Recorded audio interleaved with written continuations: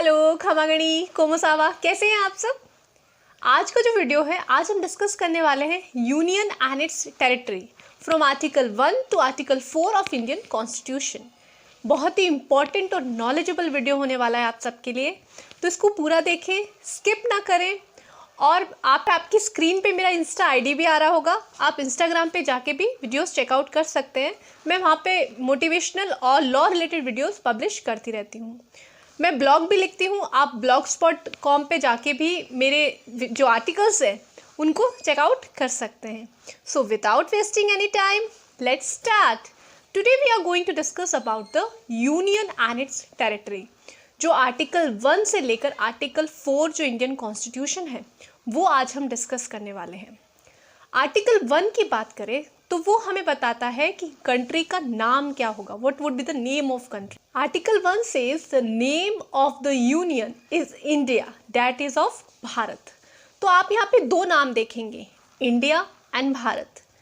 तो दो नाम इसलिए है कि जब हमारा कॉन्स्टिट्यूशन ड्राफ्ट हो रहा था तो उस टाइम बहुत सारे लोगों की ओपिनियन थी कि भाई हमारी कंट्री का नाम इंडिया होना चाहिए, बहुत सारे लोग चाहते थे कि हमारे कंट्री का नाम भारत होना चाहिए। तो इसी दोनों को चीज़ों को कंसिडर करने के बाद आर्टिकल 1 में दोनों नाम इंक्लूड कर दिए गए। Name of the union is India, that is of Bharat. Article 1 हमें ये भी बताता है कि what are the territory of India which fall under these categories. First है state, then union territories, third any state which may be acquired by the government of India. I will repeat. Article 1 में 3 categories हैं, state, union territory and territories which may be acquired by the government of India. Any territory which may be acquired by the government of India will be included in the union. कोई भी territory को अगर India acquire करता है तो उस particular territory या particular state को यूनियन में इंक्लूड किया जाएगा। तो आर्टिकल 1 तो हमें यही कहता है। अगर हम आर्टिकल 2 की बात करें, article 2 the parliament may by law admit into union और establish new state on such term and condition as it may think fit. दो चीज़ कहता है आर्टिकल 2 कि पार्लियामेंट बाय लॉ एक तो एडमिशन ऑफ न्यू स्टेट, कोई भी नया स्टेट को वो एडमिट कर सकता है और नए स्टेट को एस्टैब्लिश कर सकता है on the terms and condition which he think fit. तो दो चीज़ें हैं, एक तो एडमिशन और एक है फॉर्मेशन। तो आई होप आर्टिकल 2 तो आपको क्लियर हो गया। आर्टिकल 3 जो है, आर्टिकल 3 डील करता है formation of new state and alteration of state. अब इस आर्टिकल में आप बहुत सारी चीज़ें पढ़ेंगे। New state may be formed और established by uniting 2 or more state, by separating territory from any state. In this, Parliament has a power to increase or decrease the area of state, or to alter the boundary of the state, or change the name of the state. मतलब article 3 जो है वो बहुत wide आप कह सकते हैं। Parliament के पास पावर है कि वो नया स्टेट स्टैब्लिश और फॉर्म कर सकते हैं। कैसे? दो स्टेट को यूनाइट करके एक बना सकते हैं। कोई टेरिटरी जो स्टेट की है उसके साथ किसी और स्टेट की टेरिटरी को इंक्लूड कर सकते हैं।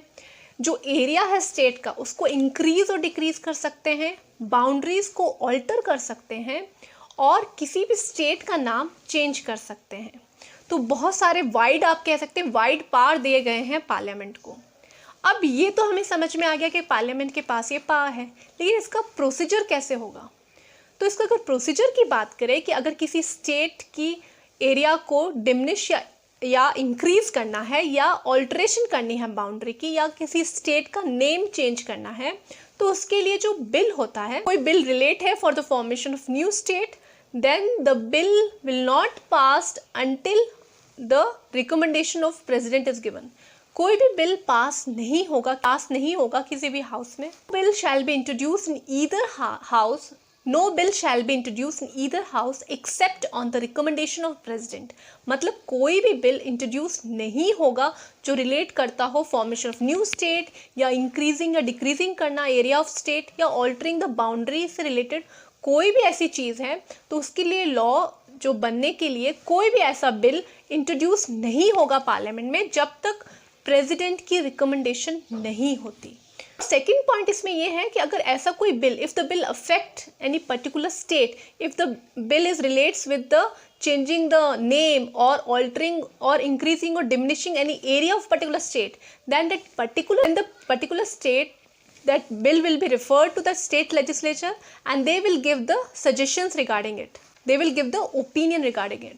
मतलब कोई भी अगर ऐसी स्टेट, मतलब ऐसा कोई भी बिल जो किसी पर्टिकुलर स्टेट को इफेक्ट कर रहा है, उसकी बाउंड्रीज को इंक्रीज कर रहा है या नेम चेंज कर रहा है, तो वो बिल स्टेट लेजिस्लेचर में भी जाएगा, वहाँ पे उनकी ओपिनियन के लिए कि वो पर्टिकुलर स्टेट क्या चाहता है और उनकी क्या सोच है इस बारे में।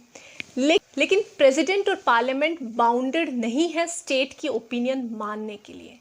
वो ज़रूरी नहीं है कि जो भी ओपिनियन स्टेट लेजिस्लेचर देता है कि इस पर्टिकुलर बिल से रिलेटेड तो वो माने ही माने, नहीं, वो उनके डिस्क्रिप्शन पे है, वो उन पे डिपेंड करता है, they are not bounded to accept it.